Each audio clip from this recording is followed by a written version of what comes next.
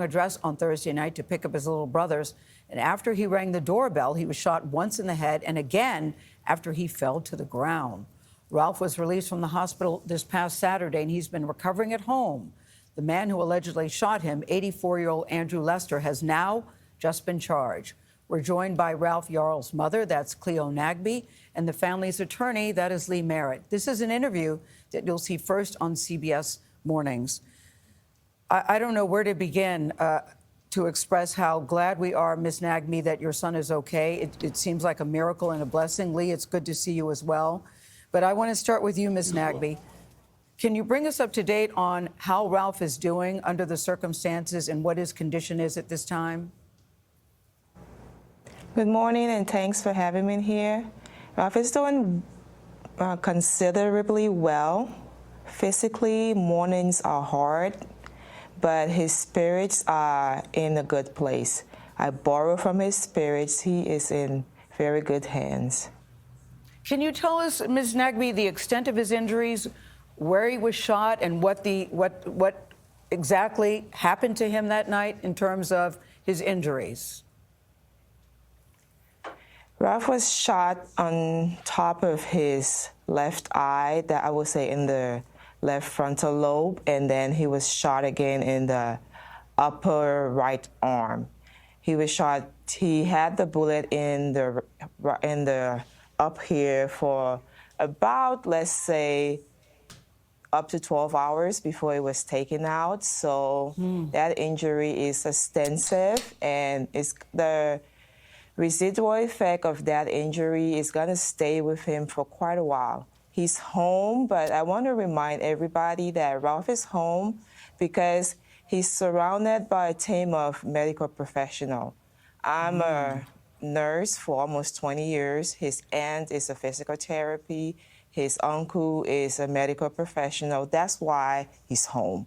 So let's put that into perspective. Yes, that's a very good point. What did the doctors tell you about how he was able to survive this injury? I couldn't believe it when we heard on the news that he was home and walking and talking.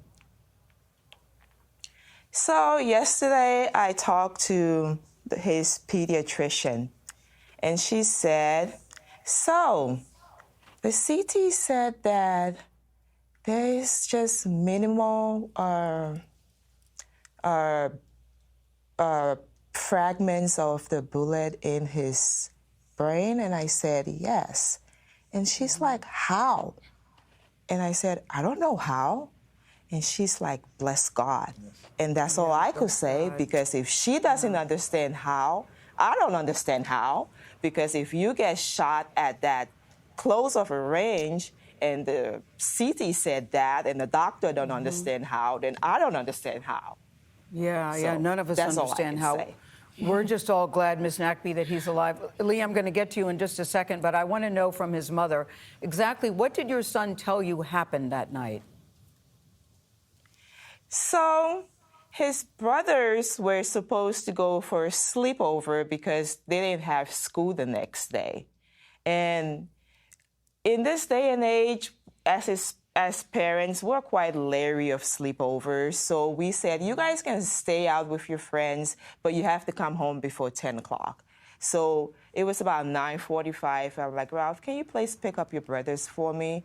Being the kid he said, okay. But he's not the kid that travels with his phone, so he didn't take his phone. Yes. And he was like, okay, I'm going to pick them up. And he mistake the street for the terrace. So he went, and it was 1100. That was the house address. And he went and rang the doorbell. And he was supposed to stay outside. And his brothers were supposed to run outside, get in the car, and they come home. And that was what was supposed to happen. And while he was standing there, his brothers didn't run outside, but he got a couple of bullets in his body instead of a couple of twins coming out and giving him a hug. And that's all I can say. I don't think I can speak anymore. Yeah, I know. It's very difficult. It's very difficult even to hear the details. Lee, you know, the man who has now been arrested, has now been charged. At first, there was no arrest in the case. He says that he feared for his life that night. What do you think when you hear that response? Well, it sounds awfully familiar. we know that blackness in and of itself, just being black, has been seen as a threat often in this country. And so when we hear him say, I feared for my life, and we know that the only thing he was being confronted with was a 16-year-old ringing his doorbell, it is obviously unjustifiable for him to decide to use deadly force against this so-called threat. But again, blackness is not a threat. Yeah, you know, the prosecutor in the case said, Lee, that there was a racial component to this case, but he didn't elaborate. Can you elaborate for us on what exactly that means in this particular case?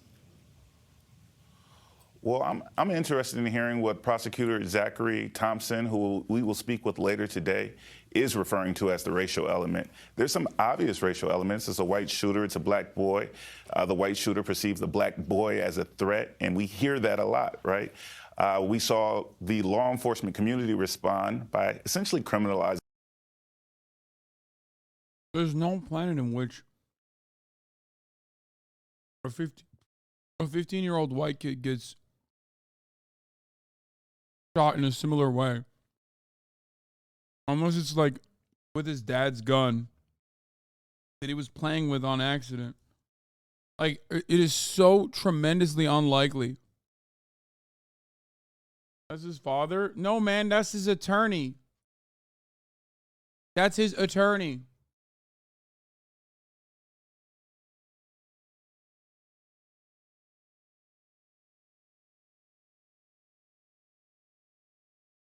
This kid didn't enter the residence. He rang the doorbell and he got shot. 15-year-old boy. Okay. Just because you're a cop. What the fuck? Are all cops bastards? Police versus criminals? That's an insanely unhinged jubilee. We'll maybe watch that later. The boy and not criminalizing the shooter, the 80-year-old man who shot an unarmed kid. He went home and slept in his bed that night. That's kind of common. To be fair,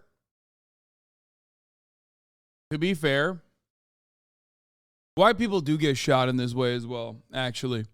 They do. The perception of a threat is the compounding factor here. His blackness is perceived as a threat, but white people do get shot this way too. Because it's America, okay? It's the same as like whenever there's like a trans person that does like a school shooting or something, which is like incredibly fucking rare, to have a mass shooting be conducted by a trans person, people go, oh, it's trans people. Like, no, actually, it's just America, okay? So yeah, white people do get shot in a similar capacity now. I watch it all the fucking time on insane live leak style, Twitter channels that specifically dedicate their motherfucking feed to whoever is getting murdered with a gun this week.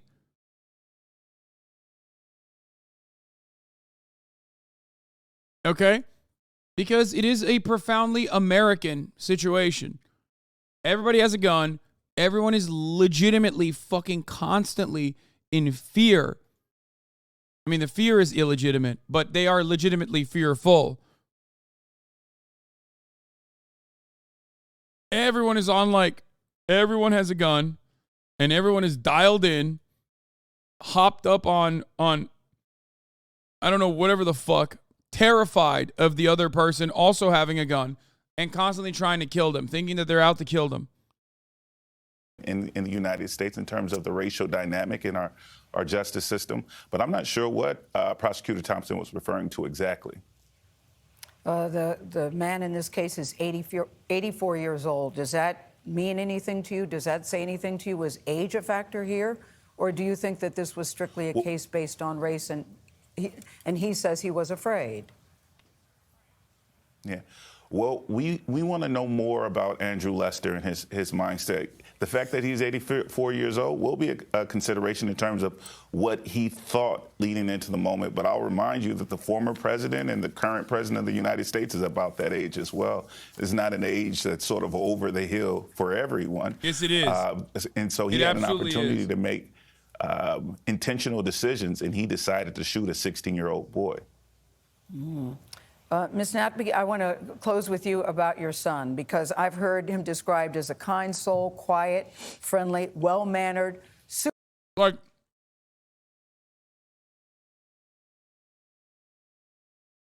okay.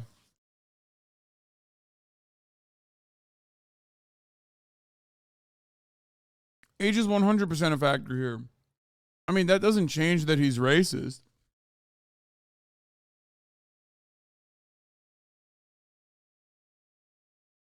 But, like, let's be real. Motherfucker's 84 years old. Why does he have a gun? You mean, like, grew up in racism, not like he has dementia, right? No, I think, bro, there are dudes out here who cannot fucking drive a car, who cannot live without assistance, and they got guns, and they use them on people that, you know, ring their fucking doorbells. Are you kidding me? No, I don't mean like age played a role in his racism. I'm sure that's part of it.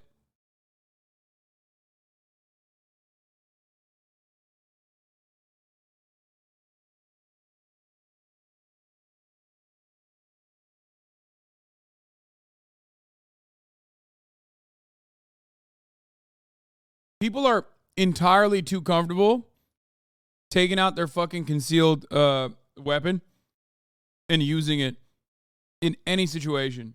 The amount of times I've seen road rage incidents turn into fucking shootouts is mind-boggling on Twitter. How do you walk into the wrong house? What? What are you talking about? Kid didn't walk inside. What the fuck are you talking about? He rang the doorbell thinking that he was picking up his fucking brother.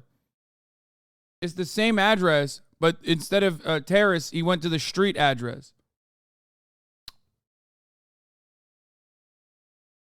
Are you out of your mind? Friends. What can you tell us about him? What kind of child is he? What kind of teenager is he? Ralph is a teenager. All teenagers are teenagers. No teenager is a perfect teenager, but I'll tell you what Ralph and I will argue about. Ralph and I will argue about, Ralph, can you put the sheet music down and do your English homework? Mom, I don't want to do my English homework because it's boring. That's what we argue about. English is the only class that he does in school that's not a college level class, so it's boring for him. Yeah, that's what we argue about. Well, that's a pretty good argument. I'll take that. And I heard that Yale had asked him to apply to their school. I think that says something about the caliber of kid. Okay, not once but twice. Let's get it straight, Ms. Nagby. Thank you. I understand that President Biden called your home yesterday. What did he say to you all? He said that he and Ralph joked that his dad was a clarinet player, and his dad told him that if it depended on President Biden to support the family on his musical skills, the family was going to die hungry. And Ralph told him that he had jokes. Oh, it's nice to hear that he's still got a sense of humor. Lee, what's the next step in this case? What happens now? Well, as I mentioned before, we'll be meeting with Prosecutor Thompson later today. We want to understand the charges that he did move forward with. We're happy that they're 2 felony charges that bear serious consequences, but we're not quite sure why attempted murder wasn't one of the charges, and we want to explore that a little further. We're looking forward to speaking with federal prosecutors and investigators to see if this family's civil rights were violated, particularly in terms of due process. We expect all families who are met with this kind of trauma to get an immediate police response and a vigorous prosecution. That's not what this family was given before there was national outcry. Well, there's still a lot of questions here. And again, I'm going to close with the way we started. We are so excited. Oh, here. And this is 2 Texas teens shot after they accidentally approached the wrong car. There you go. A story that is unfortunate.